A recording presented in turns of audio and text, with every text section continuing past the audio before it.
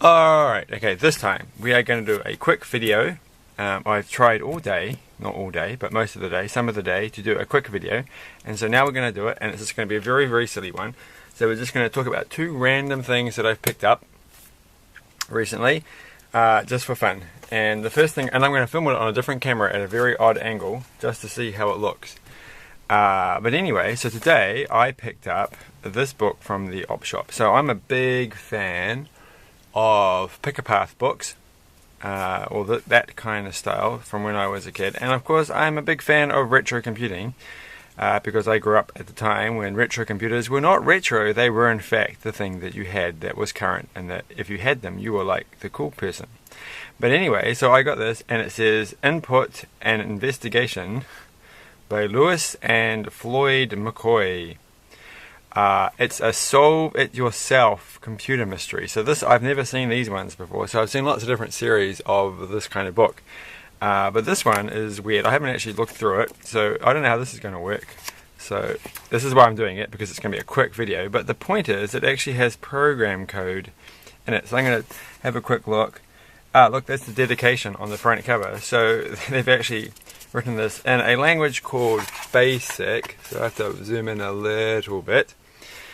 That was what computers used to use in the 80s, because that's how they just came, and that's how you did things. So this book is full of like retro computer code, and there's like a map, and this is Footsteps in the Snow. So it says Brent Bites was in bed when his older brother Barry got home from school. So that's true, he did get home from school, and everybody was fine. So there's Nibbles and Barry and Bite. So there's lots of computery words in there. Barry's definitely a computer word. So what happens here? So there's like some computer code. This is computer printout stuff, because that's how printers used to work. They used to make lots of noise, and they used to use special paper that had holes in the side.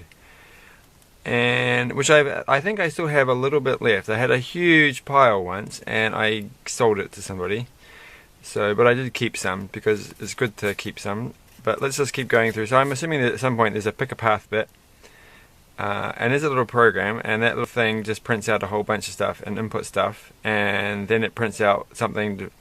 So it says enter footstep depth between street and garage. Enter footstep depth between garage and house. And then it works out, so that's A, that's B, and then it says C is A divided by B. Footsteps between street and garage are C times as deep as those between the garage and the house. So this piece of code just reads in like these footstep things and works out the ratio, which is a strange thing. And I'm assuming that, what is this book about? It's hard to do this. I haven't read the book, and it's upside down, and it's full of computer code, and I haven't seen any pick-a-path bits yet. Do you know how Barry solved the crime? How did he solve the crime? So this isn't really a pick-a-path thing at all. I thought it was. I haven't actually seen any pick-a-path. There's a lot of code, so maybe you just go through. What's it called? It says solve it yourself. So it doesn't really say pick-a-path, does it? No. So then my introduction to this whole thing was completely wrong.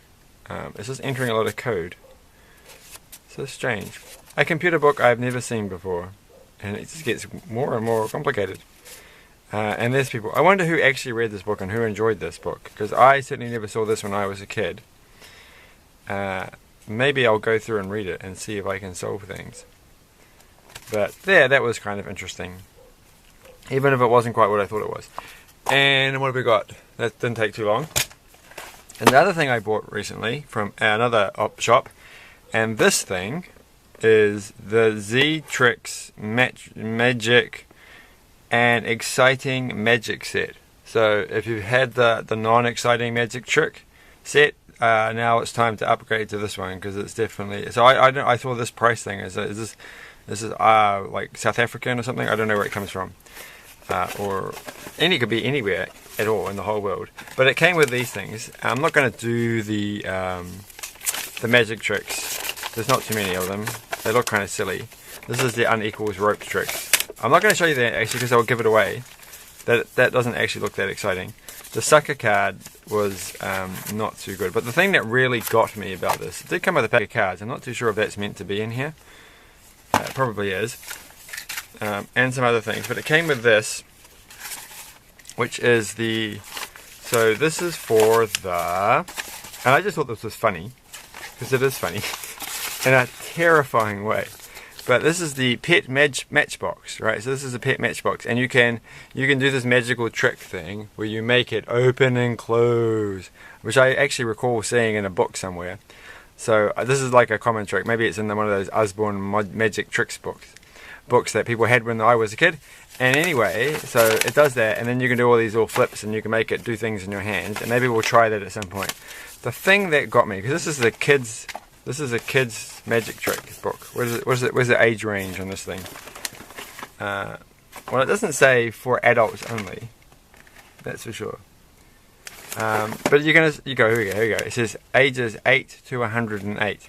So, given that my great aunt, she died very recently, and she was 111, so she can't do this. She couldn't do this. Let's just open this up one more time and let's have a look at, so this is a match. Do you think they just give you like a pretend matchbox, because it doesn't actually matter that they're it's just a box that you're using to do tricks with. It just happens that matchboxes are just the right size, and this is a magic thing for everybody. But weirdly enough, this is a matchbox that actually has matches in it, and these matches actually work.